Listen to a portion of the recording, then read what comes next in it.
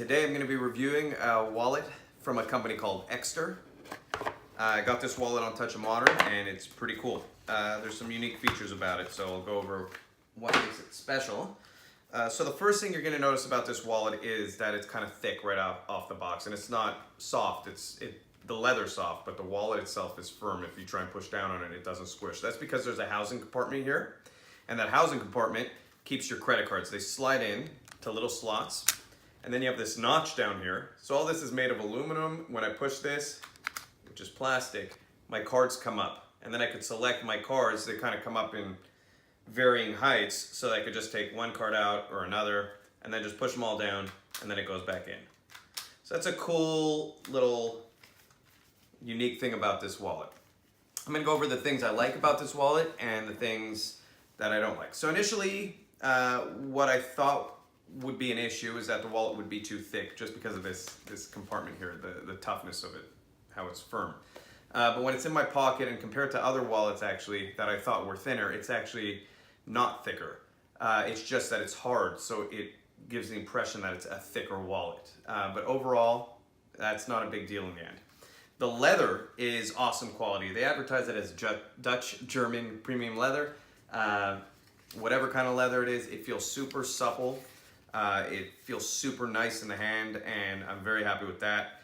They put a lot of work in. They emboss their logo here, over here, in the front. So, they put a lot of design work into this. There is an additional tracker card you can buy for this wallet, which lets you find where it is if you ever lose it. It doesn't come with the wallet. This is already a relatively expensive wallet. If you bought this brand new, I bought it on Touch of Modern for $59. I believe if you wanted to buy it brand new, it's anywhere from $79 to $89. So it's not a cheap wallet. I would have liked to see them include a tracker card or have a discount for a tracker card, because it's $50 for the tracker card, which was not advertised even on Touch of Modern. And on their website, it's completely separate now. It's not sold as a set. I'd heard previously it was sold as a set. Maybe I misread something on the website. But the way I got it, I didn't even know about the tracker card. I had to go find out about it. So overall, that's my main negative. The only other negative I have is that this spring-loading system does not bring up the cards to varying levels like advertised. So sometimes the last 2 or 3 cards seem like they're right on the same level. So they'll do that. And I can't get to the 4th card without kind of either pulling from the back. Not the end of the world, because either way, it's really the 3rd card that's probably the hardest. But then I could just pull the back 2 up and then just do that and get to it. I don't know if it's any faster than a regular wallet. So it's just more the gimmick of it that's interesting. It does have RFID blocking. I think that's super important on a wallet nowadays. A lot of people are identity theft or having stuff stolen, and people constantly messing with each other nowadays. So it's nice to have something that you know your stuff is secure. The money holder's right here, so there's no traditional money holder.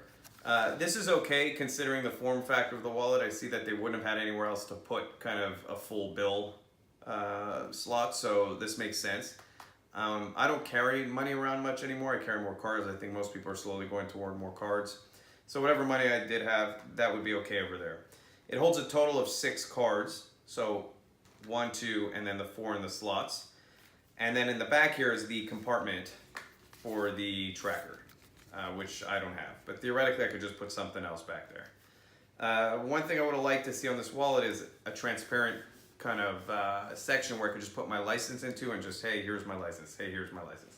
I hate having to pull out my license every time and showing it to someone if I'm going in somewhere or buying something where they need to see my license.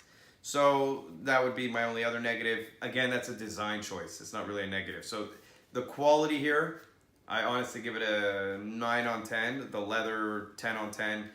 The gimmick of the snapping up your cards, honestly, 5, 6 on 10. It's not gonna save me time. It's not really doing it as advertised so that they're all at these perfect varying degrees. So that's not the reason to buy the wallet. It's actually just a nice wallet on its own, and then that's just another cool little feature that it's closed, and then there you go. So overall, I recommend it. If you like this review, subscribe. I got some other cool stuff coming out. Thank you.